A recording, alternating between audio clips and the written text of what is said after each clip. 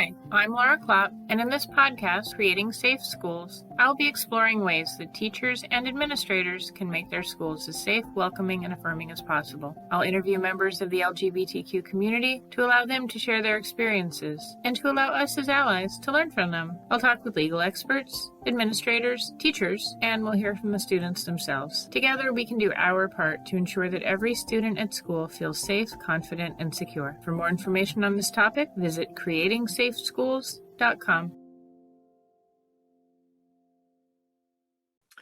Hi, today I'm speaking with Chantelle Hansen, a GSA advisor for a high school in Nevada. Chantelle goes by the pronouns she, her, hers.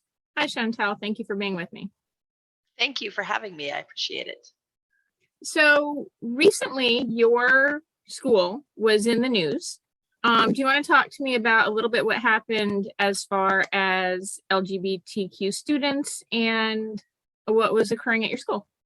So we have a really big population in our school, but we still, even in this day and age, it's very hard for kids to come out and to be open and to talk about it. I feel like very accepting.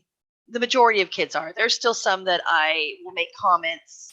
I also teach sophomores and juniors and seniors, and every once in a while someone will make a comment and I have to be like, oh, wait a minute, kind of thing. And but it's still, even this age, it's still very difficult for kids to feel comfortable with who they are. And we had a very brave young man, and I didn't ask him permission to say his name, so I'm gonna just say a very brave young man who ran for and won homecoming queen, and it was tremendous.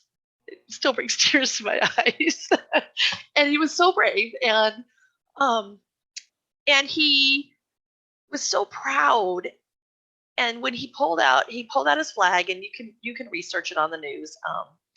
He was promptly told to put it away at the assembly, and he was told if he was bring it out again, he would get in a lot of trouble. Well, that was when he was on the court, and then he was crowned queen on the homecoming night, and he pulled it out knowing that he would have repercussions, and he had huge ones. But here's the thing, the kids were cheering, they were loving him. I get super emotional because I love this kid so much. They were cheering, and then it was just all pulled out. Like, he pulled out the flag and he just said, I don't understand. It's who I am. And it ended up on the news. He got in trouble because he specifically did something that he was instructed not to do.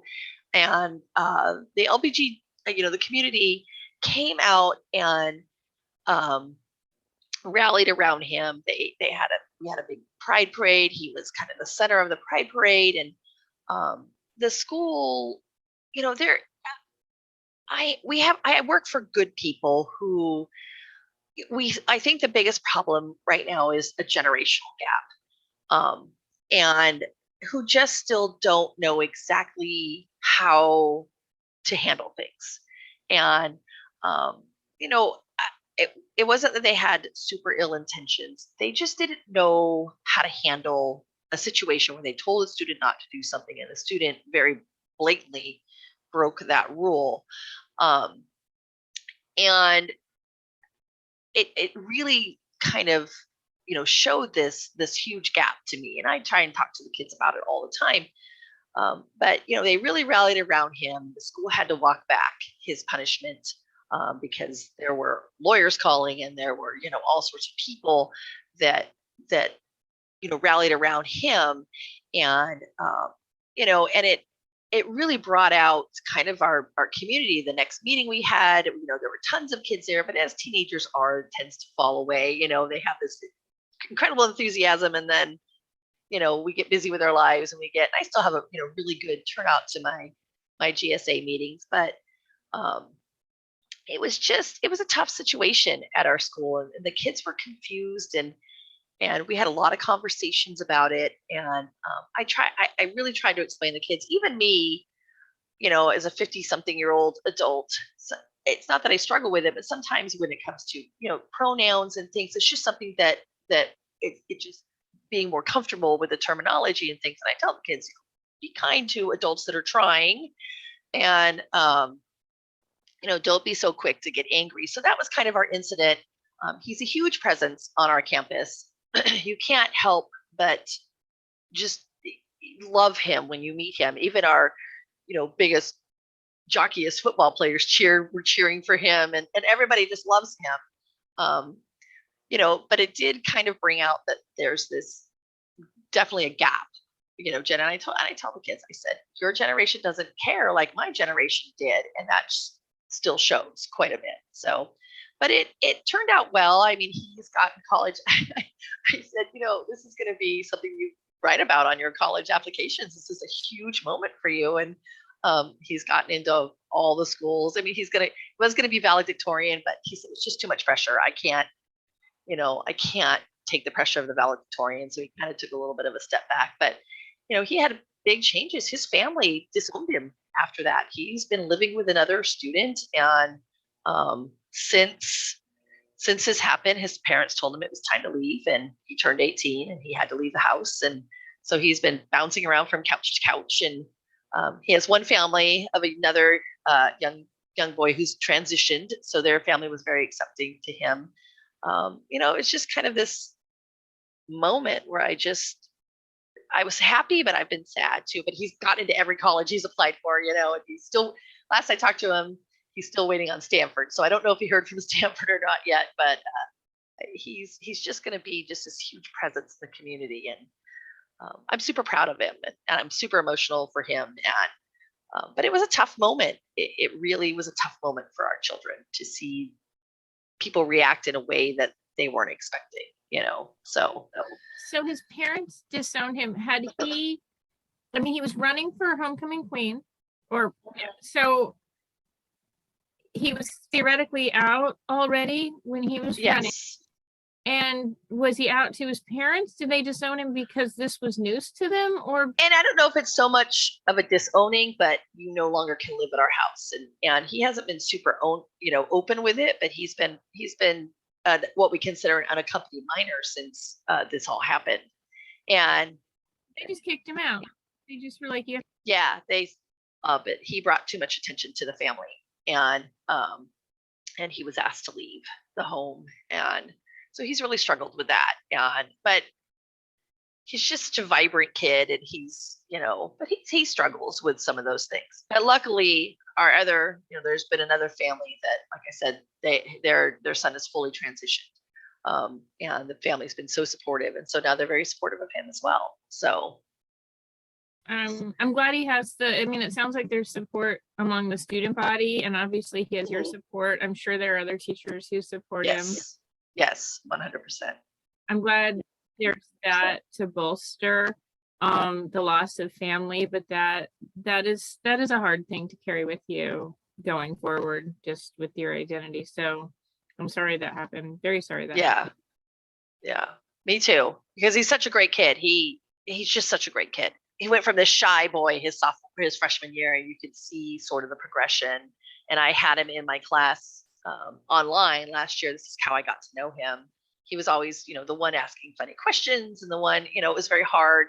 And then when we went back to the kind of this hybrid, he was one of the very few kids that came in.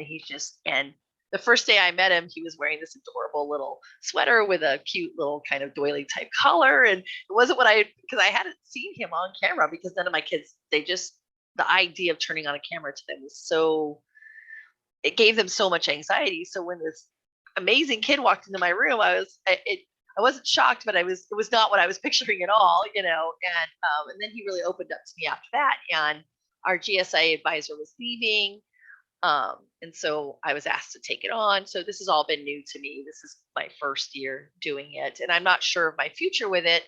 I'm training to be a counselor.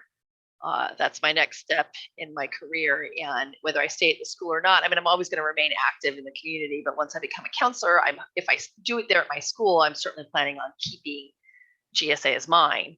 But if I move to another school, it'll kind of be whatever's happening at other school. And people think that Nevada is really liberal, and we're not. This is a very conservative community.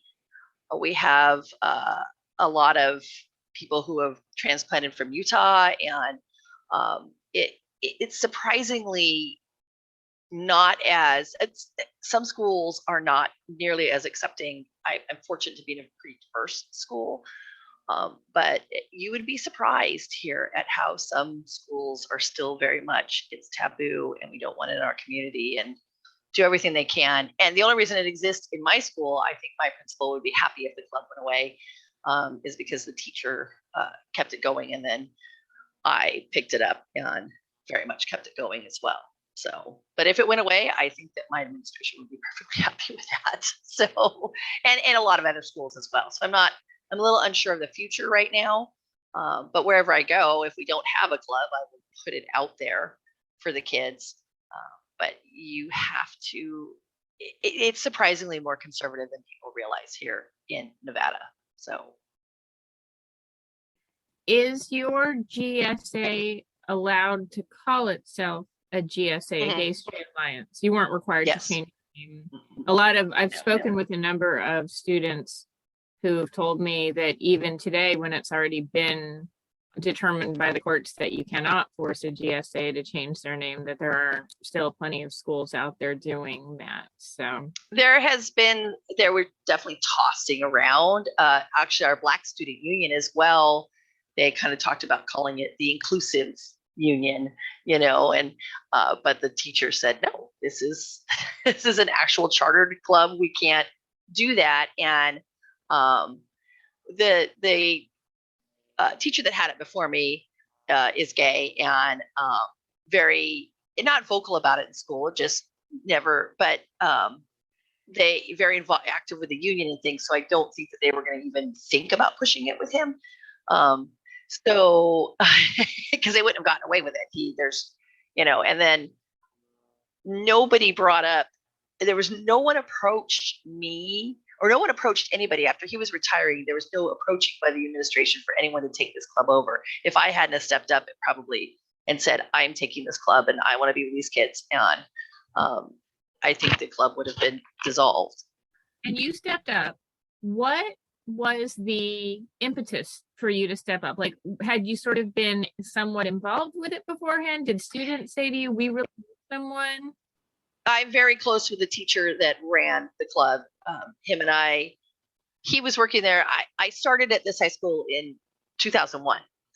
And, but I left, I had, in 2007, I had twins and took a year off of teaching.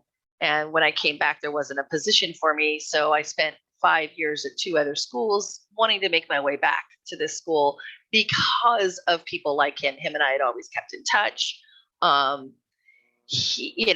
There's about 8 to 10 people at that school that's really why I wanted to go back. And plus I really liked the kids. I taught middle school, which nobody should ever have to teach middle school. So I did it for 2 years and 3 years too long. I always say, if I die and go to hell, I'll be excused because I taught middle school. So that's, but I taught them and I went back to the school. Gosh, I guess I've been back for almost 10 years now. So I spent the majority of my career at this high school for people like him. So when he knew he was retiring, last year it was hard to keep the club going because it was all on Google Meets. So you'd have a couple kids show up and but he asked me to start showing up to the meetings as well because he knew he was retiring and he wanted to make sure that someone else was going to be there. And he knew that I would easily step up and take care of it. So, and I'm the kind of and I've been there long enough and I know enough about the laws and things that I'm not going to let any administrator do anything that they shouldn't be doing. And when this young man had come to me and said they told me not to pull out my flag, I'm not allowed to.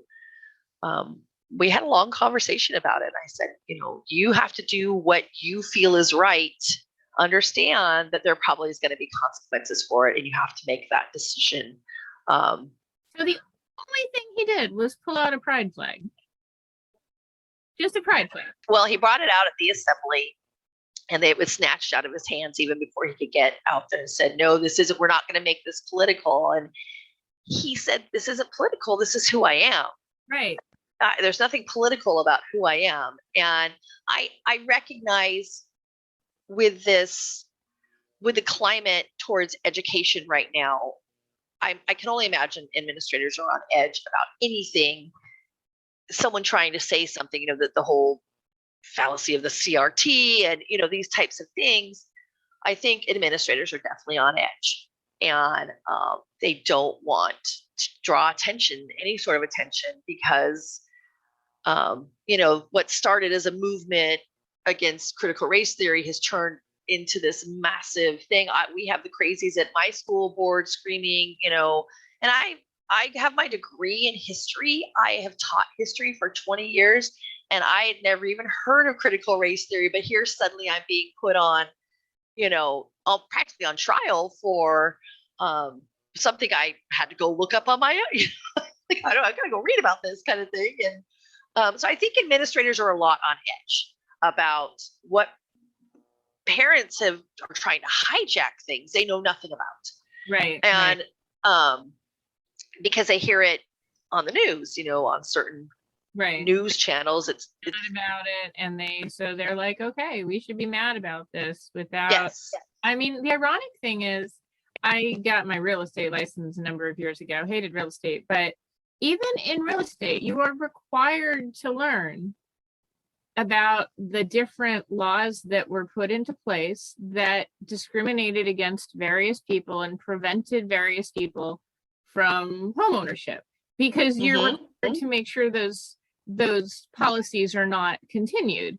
And what I think a lot of people don't realize is critical race theory is an academic concept that's taught in like law schools and legal contexts, but the very concept that we have had laws that implement discrimination is not, it's not questioned. Like, and somehow they feel like being angry about this term can take away that existence of our history. And I don't understand people who want to. I think it's just a desire to have an enemy because enemies get people riled up. I don't know. Enemies win elections. Yeah. Fear. It's fear. Well, so I understand the administrator's point that they didn't want to stir anything up, but his point was, this is who I am. This is not, if a football player wore his jersey out, that's who he is. So we had discussions about it. I said, you need to understand, probably if you choose to do this if you're crowned homecoming queen, because he didn't know at that point whether or not he was just on the court at this point. So I said, you have to understand that there may be immediate repercussions, not something.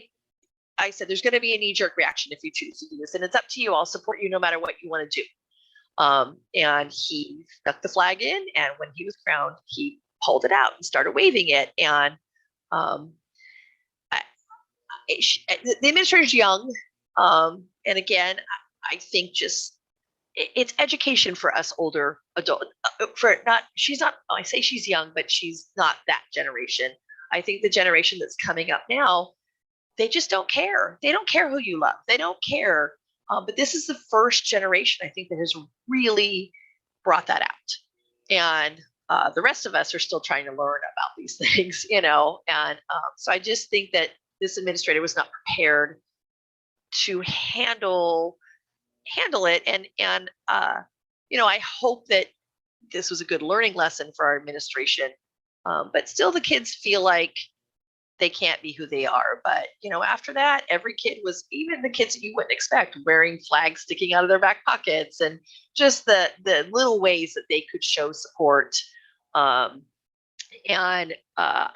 It was a good learning lesson for our school, but I don't know how much has changed too. I haven't seen real change.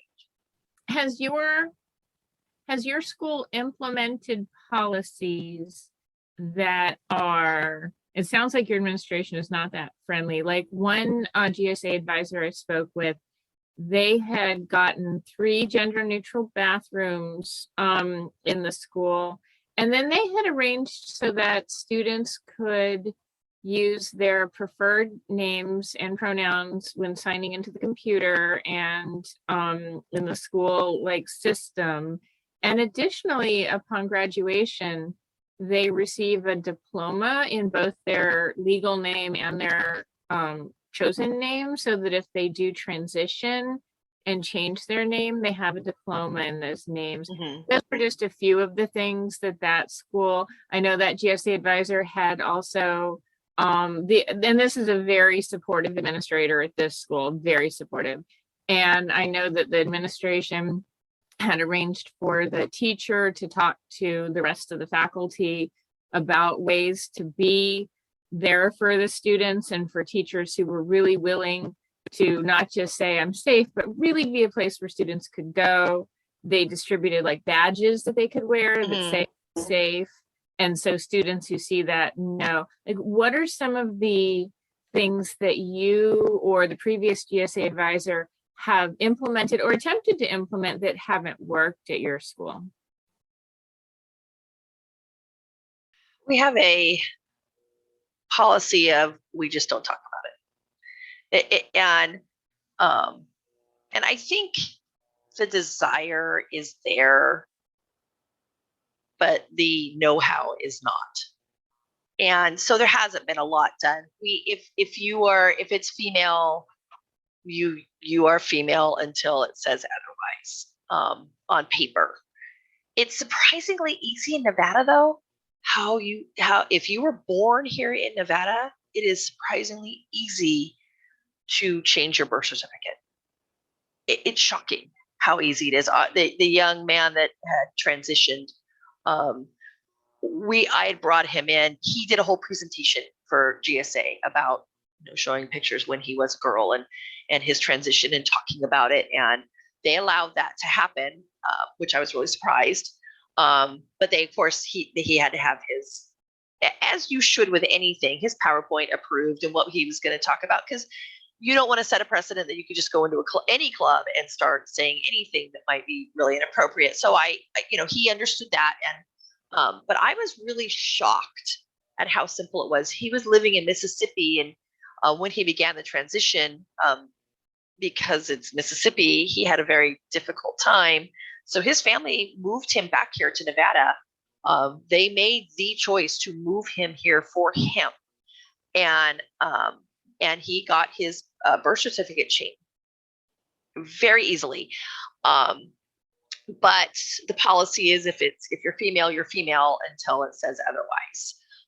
I know that we have some instances where, and again, privacy laws, even though I'm training to become a counselor, there's still so much I don't know because of privacy laws. So, but I know that we do have kids that go to the nurse's office to use the restroom. And this young man, now that it's on his birth certificate that he is male, can go in the restroom, and he's very open. He's so open about his journey and his transition. And so a lot of kids they understand. And he came to our school as a male, so nobody sees him otherwise. So, which is really nice. But I do have other kids that are trying to transition and their parents are just not supportive of it. We've had instances where parents have come in and said, you will not call my child by this name. You will not do this. And then there's nothing we can do, we try and help the kids with resources, as that's our job, and I try and hook the kids up with this young man and say, hey, why don't you go talk to him, and he's so open and so willing to do that for the community. So, but I find that it's just let's just not talk about it. Let's just not talk about it. Let's just not talk about it. And so that's kind of where we're at. And I don't think my administration means anything ill by it. I just don't think they know how. Right. Yeah. Right. Yeah. I mean, and I think it's definitely, like you said, there's that generation gap where I think there's often a lot of confusion. I think even people who are allies aren't 100% sure what they're allies of how far they're allies, or where I've encountered quite a bit of that. And even when I was teaching initially, I was an ally, but I had difficulty with pronouns. Like I just had difficulty remembering. And I would say to my students again and again, I would say, I am really trying. Please forgive me and please be patient with me. If I forget, please remind me. And I will say that about my students. They were always very forgiving. They would say, you are trying, and we appreciate that you're trying. And as long as you're trying, you know, and as long as you're open to us saying, hey, you forgot my pronoun, and me saying, I'm really sorry. And I did get better. It isn't like you could forget and forget and forget forever. And you have to be making the effort.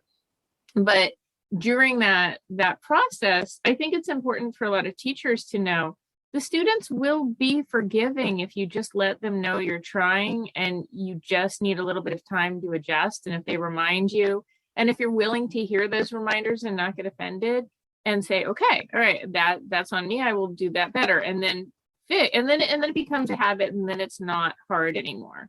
And so at our club, when we had a pronoun discussion, we had, everybody wore their pronoun on them. So that really helped. And I think it helps for the kids. I stepped up and said, we're trying as adults. This isn't something, if I graduated high school in 1986. If two girls were holding hands, it would have been scandalous. Like that would have been, they walk down the hallways and two girls are holding hands or two guys are holding hands, and nobody blinks an eye. And that gives me a lot of hope for this generation. I still have a few kids that are like, oh, it's a choice. And I'm like, come take my psychology class. Let's talk about this, kind of thing. And, but those now are becoming fewer and fewer. And even I had one kid who was like, I think it's a choice, but whatever, you're going to love who you're going to love, and at least he said that, kind of thing. And, but again, I think for a lot of my kids, it's cultural. They come from cultures where this is not accepted. We have a very diverse culture in my school. And many of those cultures, being gay is not something that's accepted in the family at all. This young man who won homecoming queen, it's definitely cultural. Very old-fashioned parents, and it was just too much for them. They knew he wore girls' clothes. They knew he did these things. But when it all came out and the family was put in the spotlight, I think it was too much culturally for them to handle. And I don't know how much ill will he holds towards them. We haven't had long conversations about that. He just said we both agreed it was time for me to leave. I hope that with time they can resolve that. I did a short tribute podcast about it, but I had a friend, Charlie, and he had similar, had been kicked out by his family when he was young. They never accepted him, even though they lived very close. They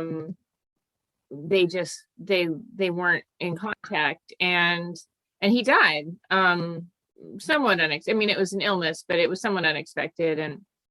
And so I went to his funeral, and his family dressed him in, a dark suit and a dark tie, and he looked nothing like the beautiful, amazing, gorgeous soul that he was. And it was like, they just stripped away all that personality, and they still tried to fit him into that image that they had wanted him to fit into. And it's such a shame, because they lived, 15 miles away from each other, and they never got the chance to really see and appreciate what an amazing, fantastic person he was. And even when he died, they just used that opportunity to fit him into their own concept of who they wanted him to be. And it's heartbreaking to me that happens to kids. But it's heartbreaking to me that their families, they're losing out on so much. They're losing out on knowing who their child is, and knowing their child, and having a relationship with who their child actually is. Yeah, we had a couple years ago, I don't know if you're familiar with the case, where a father shot his child, and his comment was, I would rather have a dead son than a gay son. And that got a lot of conversation, going among the kids. And I guess it was probably about 4 years ago, 4 or 5 years ago that this happened. The dad just went on trial for it. But about kids and their parents and accepting, and it was really a tragic case. The son had come out, Hispanic culture, and the father shot him and killed him, and that was his response. And so you see things like that, and so it's so we want. I mean, my children could be anything, and I love them so much. I can't imagine, you know. And all I ever want is my kids to be happy. And however you choose to be happy is fine with me, as long as they're not doing illegal things. And there has to, I have to draw a line. I would still love them, but I would just definitely not be like, hey, that's okay, kind of thing. But it was tragic here in our town, and the high schoolers really talked about it, and I think it got a couple kids thinking, afraid, and then others saying, no, we have to make this more acceptable. And I know adults, especially older adults. I have some family members and who are older and are like, well, why are all these kids gay now? And I'm like, it's always been there. You just didn't know it. And social media has now made it more prominent, and people are much more accepting. And they were just afraid to come. Like, they were afraid. Like, we didn't hear about them a lot of the time because they didn't talk about themselves because they were worried. I mean, and so it's not like they didn't exist. It's not like it's a sign you have on your forehead and then suddenly a whole bunch of you exist when you acknowledge that part of yourself, and they didn't because they were afraid. And yes, and lived lives that they were incredibly unhappy in. And but because society said you have to be this way, if you're assigned this gender at birth, this is what you have to do, and this is how you have to be. And I don't know if you're familiar with Jeffrey Marsh. Do you know who Jeffrey Marsh is? I follow him on Instagram, and he is non-binary, and he puts out little inspirational videos every single day. And and his family had disowned him, but he's just a delight to follow. He's there for kids, and all of his followers just he has positive messages. He's been married to a man for, I think they've been together 15 years, and some days he'll come with just gorgeous amounts of makeup on, the other days he doesn't. And and so he's always there trying to give these positive messages to children. And and as much as I have a really hard time as a history teacher, and with social media and some of the dangers behind it, how it's accelerated so many negative things in our society. And then I see something like Jeffrey Marsh and go, oh yeah, this is why social media should exist, is to help. Nobody would have ever met this man or knew who he was without social media. And he has so much positive energy and positive messages to send, and just everything about him. And kids will send questions, and, and he'll do his best to answer. And he's just delightful. And I think that's with the availability of those things, that's why so many more kids are feeling more comfortable, and we're seeing it more in society than we ever have before. It's like with anything, social media has done a lot of really bad things, but it is also it's brought to light injustice with police departments, and so I go back and forth on that. But when I see Jeffrey Marsh, he just makes my heart happy, and just how happy he is, and he's lived. I don't know the extent of the tragedy, but I know his family completely disowned him. And he's so delightful to watch. And he's on Instagram, and I think he's on other things as well. But I follow him on Instagram, and I always recommend to my kids, go watch Jeffrey Marsh. And so they'll go, and they're like, thanks. He was a really nice guy. He seems like a great guy, and he's really helped me feel better about things. So I think that's why we're seeing changes in society. The older generation, my parents, my husband's parents, I don't know how easily they'll come around. I see it. They just can't comprehend it. They can't. My generation, a little bit better. And then the teenagers that I teach, I think I'm hoping that will be the generation of change. Like they will be pissed enough about things and they will be, vocal enough about things that I sometimes say, sometimes my generation and beyond has failed some of you. You are it. I'm counting on you. And, they kind of laugh. They're like, that's a pretty heavy thing to put on our shoulders, Ms. Hansen. But I said, no, I just think that you guys have, I have, there are many things I hate about social media, but when it's used properly and when it's used for positive change, then I'm thankful we have it. And I think that's why we see so many willing to come out and say things and be a part of the community and things. So yeah, no, I agree. I think that social media has the power to make our world a lot smaller and connect everybody in a way that nothing was really, in a way it defies nationalism when used well, because you recognize, we're all the same. My kids would play games, my students and sometimes my kids, and they might be playing a game with someone in any other country, and it was just, they were playing it together, and it was just this, it was like pen pals to 1,000 degrees, and connect with people everywhere. And there's really very little that helps you see that we're really not different, even where we're different. When you start connecting, I agree. It can be used for great good, and it can be used for great evil, like many other things. And hopefully, it will be used more for good and less for evil. I hope.